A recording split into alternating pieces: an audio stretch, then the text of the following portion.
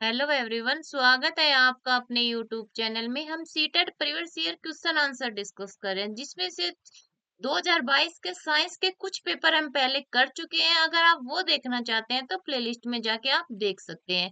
अब हम कर रहे हैं 23 दिसंबर 2021 के साइंस के पेपर के क्वेश्चन आंसर, जिसमें से 15 क्वेश्चन हम पहले वाले वीडियो में कर चुके हैं। आज हम करेंगे जो हमारे 15 क्वेश्चन बच गए हैं वो। वीडियो पसंद आए तो वीडियो को लाइक कीजिए, चैनल को सब्सक्राइब कीजिए और ज्यादा से ज्यादा शेयर कीजिए। स्टार्ट करते हैं आज का वीडियो क्वेश्चन नंबर 16 से, क्योंकि 15 क्वेश्चन हम पहले कर चुके हैं। 16 नंबर क्वेश्चन क्या है हमारे पास में। एक तत्व ए पानी के साथ क्रिया करके एक घोल बनाता है जो फिनोल्फ्थेलिन इंडिकेटर को गुलाबी कर देता है। निम्नलिखित में से ए कौन सा तत्व हो सकता है? क्या वो कार्बन है, सिलिकॉन है, सल्फर है या सोडियम है? इनमें से आपको बताना है। तो इंडिकेटर क्या यूज किया गया है इसमें? फिनोल्फ्थेलिन इंडिकेटर। इंडिकेटर क्या है? वो साइन देता है कि ये चीज क्या है, उसे हम पहचान सकते हैं। इसका उपयोग कब किया जाता है? किसी चीज को पहचानने के लिए। जैसे हम वसा का टेस्ट करते हैं तो जो पेपर होता है, पेपर को यूज किया जाता है, उसके ऊपर हम उस चीज को रगड़ते हैं तो वो हमें पता चल जाए, ऑयली हो जाएगा वो, तो पता चल गया कि उसके अंदर वसा है। ठीक है, इसी प्रकार जो अम्ल और क्षार को पहचानने के लिए जो किया जाता है, उसमें फिनोल्फ्थेलिन को इंडिकेटर के रूप में यूज किया जाता है। ठीक है, अब क्या है? एक तत्व ए है। ए हमें पता नहीं है क्या है, वो कार्बन भी हो सकता है, सिलिकॉन, सल्फर और सोडियम, कुछ भी हो सकता है। तो अगर हम यहाँ पे ए की जगह ले Na, सोडियम लेते हैं, किसके साथ क्रिया करके घोल बनाता है वो? पानी के साथ क्रिया करके घोल बनाता है। पानी क्या रहता है हमारा? H2O रहता है, घोल बनाता है।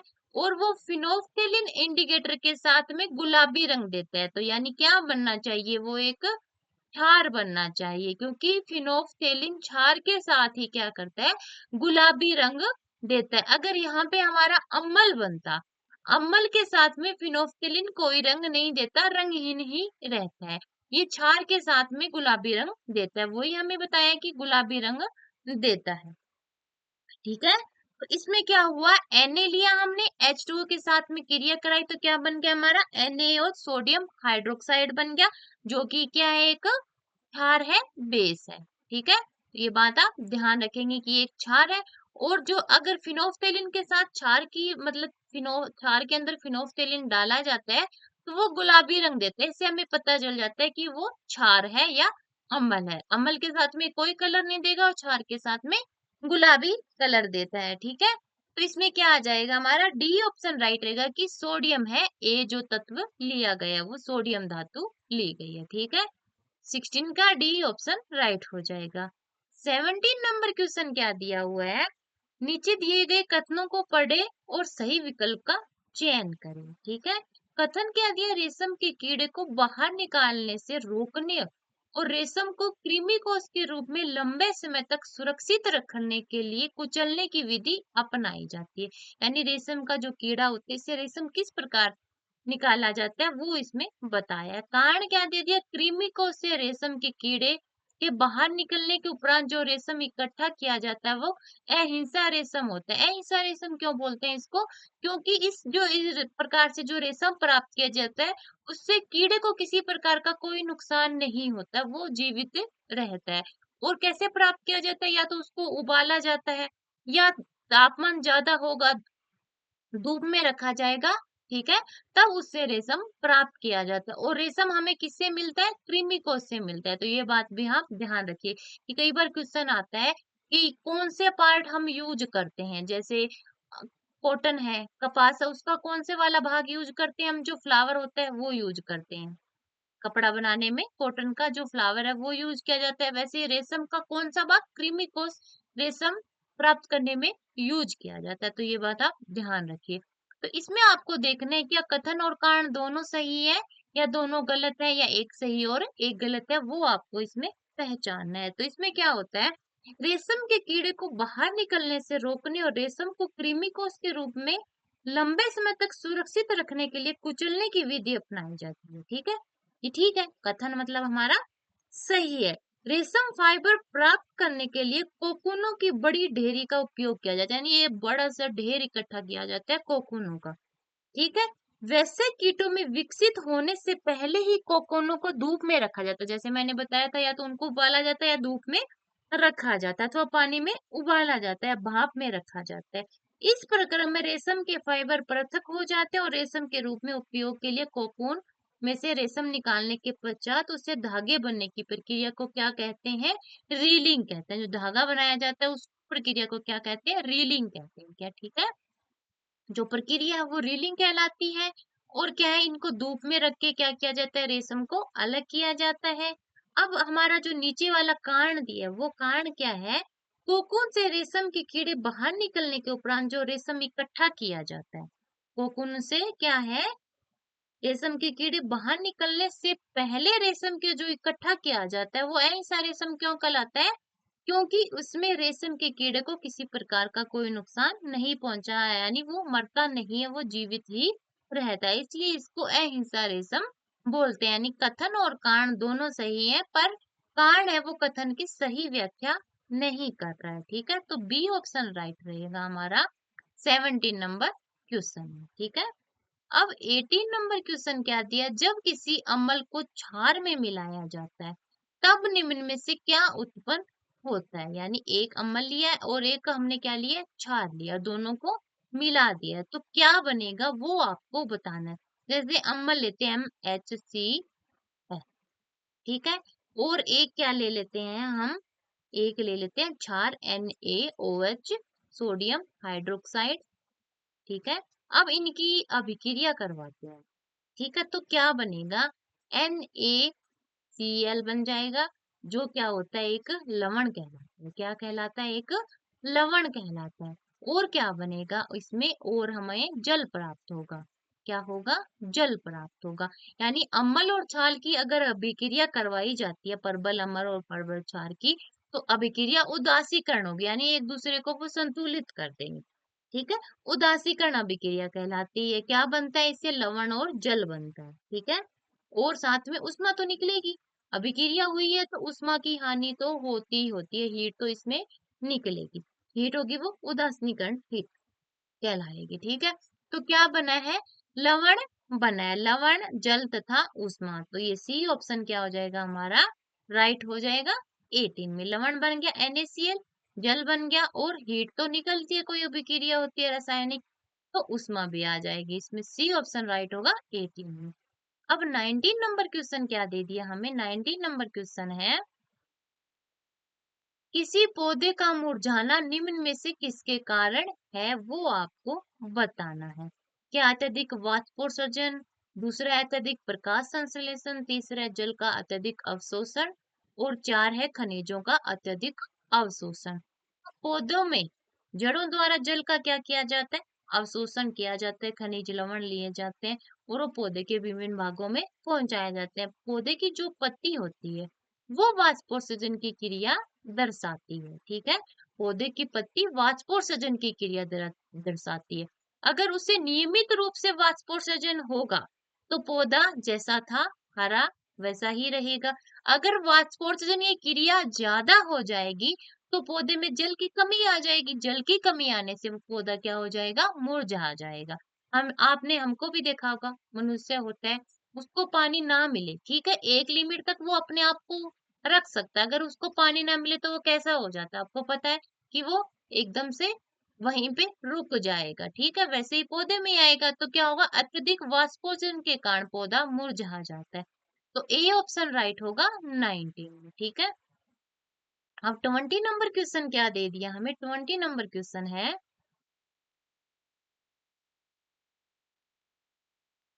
क्या है 20 नंबर क्वेश्चन? एक्स ग्रंथियां में उपस्थित होती है और रक्तचाप को नियंत्रित करने वाला हार्मोन स्रावित करती है। ये हार्मोन को स्रावित करने का आदेश किससे मिलता है? वाई ग्रंथि से प्राप्त करती है। वाई जेड हार्मोन स्रावित करती है। एक्स वाई जेड की आपको पहचान करनी है। तो एक्स ग्रंथियों में उपस्थित है, एक्स जो है वो कौन सी ग्रंथियों में उपस्थित है वो आपको बताना है कि एक्स की जगह क्या आना चाहिए हमारा। जो एड्रिनल ग्रंथि रहती है हमारी वो कहाँ उपस्थित होती है? अधिवक्र में उपस्थित होती है। एड्रिनल जो ग्रंथि है वो अधिवक्र में उपस्थित होती है और रक्तचाप को नियंत्रित करने वाला हार्मोन स्रावित करती है। और ये हार्मोन स्रावित करने का जो आदेश है उसको कहाँ से मिलता है? वायु द्वारा मिलता है। तो वायु क्या होगी? हमारी पीयूष ग्रंथि होगी। वायु क्या हो जाएगी? पीयूष ग्रंथि होगी, जिसे मास्टर ग्रंथि भी बोलते हैं। यानी ये अन्य ग्रंथियों को क्या करती है? नियंत्रित करती है। जैसे इसने क्या किया? एड्रिनल ग्रंथि को नियंत्रित किया और उसको आदेश दिए है कि आप रक्तचाप को नियंत्रित करने वाला हार्मोन स्रावित कीजिए। ऐसे हमारी जो थायरोक्सिन हार्मोन स्रावित किया है थायराइड ग्रंथि द्वारा। ठीक है। अब क्या है? वाई पीयूष ग्रंथि होगी, मास्टर ग्रंथि होगी हमारी। वाई जो पीयूष ग्रंथि है वो जेड हार्मोन को स्रावित करती है। तो जेड की जगह क्या आएगा? ये वर्दी हार्मोन स्रावित करती है। यानी मानो कि जो वर्दी है वो किसके द्वारा निर्धारित की जाती है? पीयूष ग्रंथि द्वारा जो हार्मोन स्रावित किया जाता है उसके द्वारा क्या है? निर्धारित की जाती है। यानी वर्दी हार्मोन कौन स्रावित करता है? पीयूष ग्रंथि मास्टर ग्रंथि करती है। वो अन्य ग्रंथियों को आदेश देती है कि आप भी अपने हार्मोन स्रावित कीजिए। यानी पीयूष ग्रंथि को मास्टर ग्रंथि बोलते हैं। एक्स जो एड्रिनल ग्रंथि है वो आदिवक्र में उपस्थित होती है। एड्रिनल ग्रंथि आदिवक्र में उपस्थित होती है और कौन सा हार्मोन स्रावित किया? रक्तचाप को नियंत्रित करने वाला हार्मोन स्रावित किया। तो एक्स की जगह क्या आ जाएगा? एड्रिनल ग्रंथि। वाई की जगह क्या आ जाएगा? पीयूष ग्रंथि। और कौन सा हार्मोन स्रावित करती है? वर्दी हार्मोन स्रावित कर रही है। तो बी ऑप्शन क्या रहेगा? इसमें सही रहेगा 20 नंबर क्वेश्चन में। ठीक है। अब नेक्स्ट 21 नंबर क्वेश्चन क्या है? चुंबक को पहचानने के लिए विकर्षण एक निश्चय कसौटी है। यह उदाहरण है। क्या वो एक अवलोकन का उदाहरण है, अनुमान लगाया गया है, या पूर्वानुमान का है, या परिकल्पना का है? तो ये क्या किया है? हमने सिर्फ एक अनुमान लगाया है कि चुंबक को पहचानने के लिए जो विकर्षण है कि उसके जो समान ध्रुव है वो एक दूसरे को प्रतिकर्षित करते हैं, असमान ध्रुव एक दूसरे को आकर्षित करते हैं। चुंबकीय जो बल रेखा है नॉर्थ से साउथ की तरफ जाती है। चुंबकीय क्षेत्र ध्रुवों पर सबसे अधिक पाया जाता है। ठीक है। तो ये चुंबक की क्वालिटी है। तो हमने एक क्या किया है इसमें? इसमें हम एक अनुमान लगाएंगे कि चुंबक को पहचानने के लिए विकर्षण एक निश्चय कसौटी है। ठीक है। अब क्या है? अनुमान लगाना हम जो अवलोकन करते हैं यानी हम जो देखते हैं उसके आधार पर हम अनुमान लगा सकते हैं। ऐसे नहीं है कि हवा में ही बातें करनी है, नहीं। हमने कुछ देखा है तभी देखा है कि चुंबक ऐसे ऐसे काम करती है, उसके आधार पर ही क्या कर सकते हैं? हम अनुमान लगा सकते हैं। इससे तार्किक ढंग से निष्कर्ष निकालने की प्रक्रिया कहते हैं। और एक अनुमान किसी वस्तु या घटना के बारे में हमारे अवलोकन की क्या करता है? व्याख्या करता है कि हमने देखा कि चुंबक ऐसे ऐसे इसमें ये गुण होते हैं। तभी तो हम कह सकते हैं कि विकर्षण एक निश्चय उसकी कसौटी है। ठीक है। अब क्या है? हमारा जो अवलोकन है, अवलोकन क्या है? विज्ञान की मूलभूत प्रक्रिया। यानी विज्ञान किस पे आधारित है? अवलोकन पर। पहले हम देखेंगे फिर हम क्या करेंगे? प्रयोग करेंगे फिर निष्कर्ष निकालेंगे।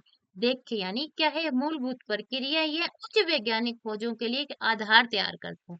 जो अवलोकन है वो आधार तैयार करेगा वैज्ञानिक खोजों के लिए। ठीक है। अब पूर्वानुमान क्या रहता है हमारा? पूर्वानुमान हम निष्कर्ष पर पहुंचने से पहले विषय वस्तु के बारे में क्या करते हैं? अनुमान लगाते हैं कि इसमें ये हो सकता है। कि अनुमान लगा रहे हैं हम सिर्फ, प्रयोग कर रहे हैं। निष्कर्ष पर पहुंचने से पहले हम क्या करेंगे? पूर्वानुमान लगाएंगे कि इसका ये रिजल्ट निकलेगा। वो क्या हो गया? हमारा पूर्वानुमान हो गया। ठीक है। तथा परिकल्पना क्या है? विषय वस्तु के बारे में कल्पना कर निष्कर्ष की ओर आगे बढ़ना क्या है? हमारी परिकल्पना है। विषय वस्तु के बारे में कल्पना करना कि ये विषय वस्तु ऐसी होगी, अब हम इससे ये करेंगे, निष्कर्ष की ओर आगे बढ़ना, वो क्या है? हमारी परिकल्पना है। तो इस क्वेश्चन में क्या आएगा? ये एक अनुमान का उदाहरण है। बी ऑप्शन राइट रहेगा 21 में। अब 22 नंबर क्वेश्चन क्या दे दिया? विज्ञान की शिक्षा पर एनसीएफ 2005 के अनुसार विज्ञान के विषय में निम्न में से क्या सत्य नहीं है? पहला है विज्ञान की भविष्यवाची और समझ की क्षमता प्रकृति के रेखीय तंत्र को समझने के लिए उत्तम है। दूसरा है विज्ञान पूर्णतः विषय परक और मूल्य उदासीन है। तीसरा है विज्ञान में स्वाधीन होने की, अवसादी होने की, लाभदायक और हानिकारक होने की क्षमता है। चार है विज्ञान में प्रयोग किए जाने वाली विधियों दूसरे क्षेत्रों में प्रयोग किए जाने वाली विधियों के बीच का अंतर दार्शनिक स्तर पर बहस का मुद्दा बन सकता है। सही बात है। विज्ञान में प्रयोग होंगे तो एक दूसरे के जो एक इंसान है, ठीक है, वो प्रयोग कर रहा है, दूसरा भी उसी पे प्रयोग कर रहा है, तो उनके अगर कुछ मुद्दे होंगे तो उनमें क्या होगा? तर्क वितर्क तो होगा। तो ये बात तो सही है विज्ञान के बारे में। विज्ञान में स्वाधीन होने की यानी स्वतंत्रता की जरूरत है, तो ये बात भी ठीक है। पहला क्या है, विज्ञान की भविष्यवाणी जो, यानी विज्ञान से भविष्य का क्या कर सकते हैं हम, जानकारी या उसके बारे में जान सकते हैं, तो ये बात भी ठीक है विज्ञान के बारे में। पर सत्य नहीं बताना है, तो यानी इस क्वेश्चन के हिसाब से जो हमारा क्या है, क्या रहेगा, बी ऑप्शन राइट रहेगा। क्यों? क्योंकि हमें सत्य नहीं बताना है इसमें, ठीक है। तो बी ऑप्शन राइट रहेगा हमारा 22 में, ठीक है। विज्ञान पूर्णतः एक विषय पे आधारित नहीं है, सभी विषयों का सम्मिलित रूप है विज्ञान हमारा, और इसके जो मूल्य है वो उदासीन नहीं है, मूल्य इसमें निर्धारित होते हैं। बी ऑप्शन राइट रहेगा 22 में। 23 नंबर क्वेश्चन क्या दे दिया हमें, 23 नंबर क्वेश्चन है,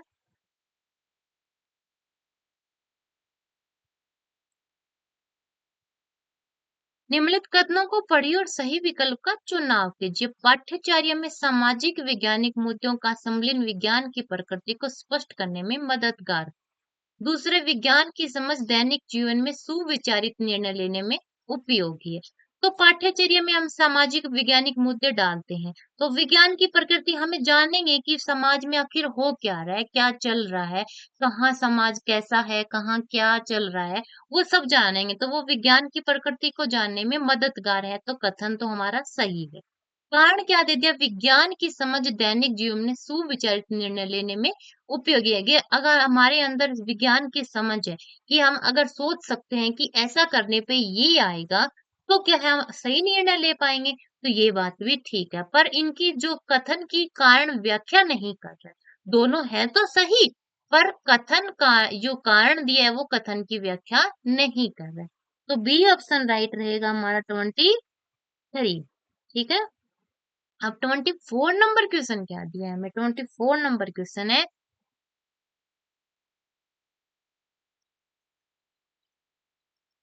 क्या है 24, विज्ञान की किसी कक्षा में शिक्षार्थियों की प्रेक्षण निपुणता का मूल्यांकन करने के लिए निम्न में से कौन सी विधि अपनाई नहीं जा सकती, वो आपको बतानी है, यानी नेगेटिव कौन सी है इसमें, वो देखना है। और कौन सी कक्षा है, विज्ञान की कक्षा में प्रेक्षण निपुणता का मूल्यांकन करना है।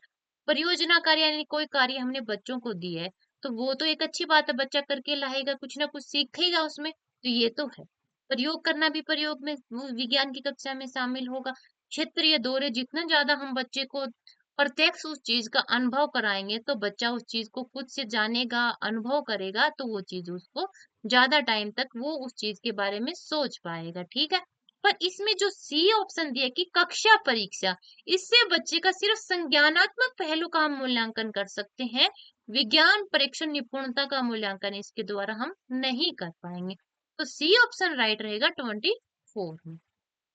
25 क्या दे दिया, विषय परमाणु और शिक्षण के लिए आईसीटी संसाधन का उपयोग करना मददगार हो सकता है। किसमें मददगार होगा, आईसीटी का प्रयोग करना, कौन सी, विषय परमाणु, सूचना को पाने में, कक्षा की एक रास्ता समाप्त करने में, सूक्ष्म दर्शीय परिघटनाओं की कल्पना करने में। आपको पता है परमाणु और अणु बिल्कुल सूक्ष्म होते हैं, इनको हम ऐसे खुले में नहीं देख सकते, तो इसके लिए अगर हम आईसीटी संसाधन का प्रयोग करेंगे, तो बच्चा उस चीज के बारे में अच्छे से जान पाएगा, उसको हम दिखा पाएंगे, उसको बच्चों के सामने अनुभव करवा पाएंगे, ठीक है।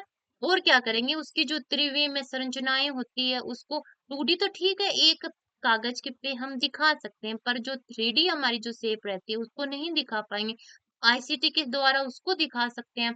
तो क्या होगा, सूक्ष्म दर्शीय परिघटनाओं की कल्पना करने में मददगार हो सकती है आईसीटी, सी ऑप्शन राइट रहेगा 25, ठीक है। अब 26 नंबर क्वेश्चन क्या दे दिया, एक लोकतांत्रिक विज्ञान शिक्षण अधिगम परिवेश में वांछनीय नहीं है, यानी क्या उसमें नहीं होना चाहिए, कौन सा है, लोकतांत्रिक, यानी जिसमें सबका अधिकार है, जैसे हमारा जो देश है लोकतांत्रिक है, जनता का अधिकार है, जनता अपना एक प्रतिनिधित्व चुनती है, वैसे ही कक्षा कैसी है, लोकतांत्रिक है, ठीक है। कक्षा में टीचर पढ़ाता है, बच्चे जानते हैं, पर बच्चों का भी हक है टीचर से पूछने का, ऐसा नहीं है टीचर आएगा पढ़ाएगा और अपना जो है वो बता के चला जाएगा, नहीं, बच्चों का भी हक है वो भी जाने, उनसे पूछे कि ये ऐसा क्यों हुआ, और टीचर को उनको जवाब देने का भी हक है, ठीक है। तो पहला कह दे विचारों प्रदर्शन और आदान प्रदान करना, तो ये तो क्या है, वांछनीय है, ऐसा तो होना चाहिए एक लोकतांत्रिक कक्षा में। दूसरे के विविधता के लिए सम्मान, कि कक्षा में विभिन्नता है, कि कोई बच्चा किस क्षेत्र में आ गया, कोई बच्चा किसी क्षेत्र में आ गया, तो विविधता है कक्षा में, तो उसका सम्मान करना है हमें। ऐसा नहीं है कि उनको अलग अलग बैठा देना है, एक ही प्रकार के बच्चों को लेके कक्षा बनानी नहीं, विविधता का क्या करना है, सम्मान करना है, ये भी एक वांछनीय परिवेश है। दूसरा क्या है, शिक्षक का प्रभुत्व, ऐसा नहीं होना चाहिए कि शिक्षक ही वहां का राजा है, उसका ही प्रभुत्व रहेगा, बच्चों का कोई हक नहीं है। वो आएंगे, टीचर पढ़ाएगा, सुनेंगे और टीचर चला जाएगा, वो दूसरा टीचर का इंतजार करेंगे, ऐसा नहीं होना चाहिए। तो ये एक वांछनीय परिवेश नहीं है शिक्षक का प्रभुत्व। तो 26 में सी ऑप्शन राइट रहेगा हमारा। 27 क्या दे दिया, 27 है, घर्षण का परिचय देने के लिए निम्नलिखित में से कौन सी एक शिक्षक के लिए अति वांछनीय विधि होगी। यानी घर्षण पढ़ाने से पहले शिक्षक को क्या करना सही रहेगा, वो आपको बताना है। पहला है प्रकरण संबंधी प्रश्नों को सूचीबद्ध करना, दूसरा घर्षण पद को परिभाषित करना, तीसरा है छात्रों के वर्तमान विचारों की छानबीन करना, चार है संबंधित पाठ्य सामग्री पढ़ाना। यानी टीचर अगर जानेगा कि बच्चों को घर्षण के बारे में पता है या नहीं, पता है तो कितना पता है, अगर वो ऐसा करेगा तभी वो आगे पढ़ा पाए। ठीक है, तो सी ऑप्शन क्या रहेगा हमारा, राइट रहेगा। जैसे घर्षण क्या है, लोटनी घर्षण रहता है, घर्षण उसमें है, और जो वो जो राउंड वाली कोई हमारी जो वस्तु है उसके बीच में जो घर्षण रहता है वो लोटनी घर्षण कहलाता है, जैसे पहिए और जो सतह के बीच में लगता है, तो पहिया सही चलता है क्योंकि उनमें घर्षण बहुत कम रहता है, यानी लोटनी घर्षण सबसे कम घर्षण कहलाएगा। सर्पी घर्षण क्या हो जाएगा, कोई वस्तु किसी सतह पर ऐसे खिसक रही है, ठीक है, तो उसमें सर्पी घर्षण कहलाता है, ये लोटनी घर्षण से ज्यादा रहता है हमारा। स्थैतिक घर्षण किसी स्थिर वस्तु को गतिमान करने के लिए जो बल लगाया जाता है उसके द्वारा जो गति होगी उसमें जो घर्षण होगा वो स्थैतिक घर्षण कहलाएगा हमारा। ठीक है, तो ये सबसे अधिक रहता है, तो इसमें सी ऑप्शन राइट होगा 27 में, कि वो बच्चों को अगर जानेगा कि बच्चों को घर्षण के बारे में कितना पता है, कितना पता है वो सही है या नहीं है, तो ये अगर जानेगा फिर वो अगर पढ़ाएगा आगे तो वो सही रहेगा। 27 में सी ऑप्शन राइट होगा। 28 नंबर क्वेश्चन क्या दे दिया, साजिया विद्यार्थियों को घास और अन्य खरपतवार की जड़ों की तुलना करने और जड़ के प्रकार का नाम और उनके बीच पाए जाने वाले अंतर को लिखने के लिए कहती है। इस गतिविधि निम्नलिखित में से किन क्रिया कौशलों का प्रयोग हो रहा है, क्या अवलोकन कर रहे हैं, वर्गीकरण कर रहे हैं, निष्कर्ष निकाल रहे हैं या पूर्वानुमान लगा रहे हैं। तो अवलोकन तो आपको पता है, किसी चीज को हम देखेंगे वो क्या है हमारा अवलोकन। अवलोकन तथ्य निरीक्षण पर आधारित होता है, अर्थात इसमें वस्तुओं के गुण, रंग, आकार, आकृति, कठोरता, बनावट आदि के आधार पर इंद्रिय ज्ञान का प्रयोग कर निष्कर्ष निकालें। इंद्रिय ज्ञान क्या होगा, हमारी आंखों द्वारा हम उस चीज को जानेंगे, पहचानेंगे या महसूस करेंगे। ठीक है, अब वर्गीकरण क्या होता है, वर्गीकरण समानता के आधार पर हम अलग अलग बांटते हैं या विभिन्नता के आधार पर, आकार के आधार पर बांट सकते हैं।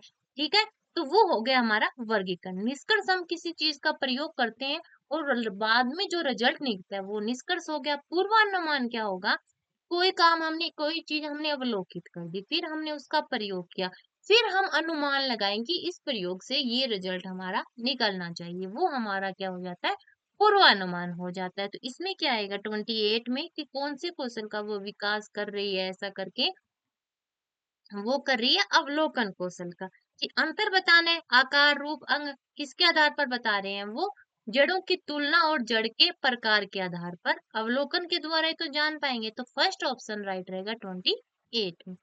29 क्या दे दिया, वैज्ञानिक दृष्टिकोण का संबंध निम्नलिखित में से किससे है, कारण और प्रभाव के संबंध में विश्वास रखने से, कड़ा परिश्रम करने की चाह से, तीसरा है याद कर पाने की क्षमता से, चार है प्रयोगशाला में अधिक समय व्यतीत करने की चाह। तो चाह से ठीक है, हम चाहते हैं कि मैं ऐसा करूंगा, मैं वैसा करूंगा, तो चाहने से कुछ नहीं होता, वो चीज हमें करनी पड़ेगी। तो याद करने की क्षमता, रटना तो नहीं है, तो ये भी नहीं, ये चाह तो हमें रखनी नहीं है, मुझे इस चीज को प्रत्यक्ष करना। कारण और प्रभाव के बीच में अगर हम संबंध में विश्वास की इसका ये कारण होगा और इससे ये प्रभाव आएगा, तो फर्स्ट ऑप्शन राइट रहेगा 29 में। 30 नंबर और इस वीडियो का जो लास्ट क्वेश्चन है वो क्या है हमारे पास में, निम्नलिखित में से क्या विज्ञान के बारे में गलत है, वो आपको देखना है। पहला, विज्ञान प्रकृति को देखने का एक खास तरीका। दूसरा, विज्ञान ज्ञान का तेजी से विस्तार करने वाला निकाय है। तीसरा है, विज्ञान सीखने का अंतर विषय क्षेत्र है। चार, विज्ञान हमेशा स्वतंत्र है। तो क्या लग रहा है कि इसमें क्या आपको लग रहा है जो गलत है? तो विज्ञान हमेशा स्वतंत्र है, ये बात इसमें क्या है, गलत है। विज्ञान एक है, विज्ञान अंतः विषयक है, इसका एक दूसरे पर निर्भर होना है कि विज्ञान का अन्य विषयों से संबंध है, स्वतंत्र नहीं है विज्ञान। तो यही इसमें क्या है, गलत है। बाकी विज्ञान के बारे में से है कि विज्ञान प्रकृति को देखने का एक खास तरीका है, यानी जिसके अंदर विज्ञान की अच्छी समझ होगी वो प्रकृति को अलग ही नजर से देखेगा, ठीक है। दूसरा, विज्ञान ज्ञान का तेजी से विस्तार करने वाला निकाय है, कि अगर हमारे अंदर विज्ञान की अच्छी समझ है तो हम अपना जो क्या है संज्ञानात्मक जो पहलू है उसका अच्छे से विकास करते सकते हैं। उसके साथ साथ में अपना हमारे जो अन्य पहलू है उनका भी हम विकास अच्छे से कर पाएंगे अगर हमारे अंदर विज्ञान की अच्छी समझ है। विज्ञान सीखने का एक अंत विषय क्षेत्र है, यानी विज्ञान का अंत नहीं है। अगर हम इसके अंदर घुस गए, इसके सीखने का कोई अंत नहीं है, हम जितना चाहें उतना सीख सकते हैं। तो ये बात भी विज्ञान की प्रकृति के बारे में सी ठीक है। जो डी ऑप्शन है कि विज्ञान हमेशा स्वतंत्र है, ठीक है स्वतंत्र है पर अन्य विषयों के साथ में इसका संबंध है, तो यही ऑप्शन इसमें गलत है। तो इसके साथ ही आज का वीडियो हमारा यहीं पे समाप्त होता है। इसके साथ हमने कर लिया जो 2021 का 23 दिसंबर का जो पेपर था वो पूरा हो गया हमारा। वीडियो पसंद आए तो वीडियो को लाइक कीजिए, चैनल को सब्सक्राइब कीजिए और ज्यादा से ज्यादा शेयर कीजिए। मिलते हैं नेक्स्ट वीडियो में। धन्यवाद।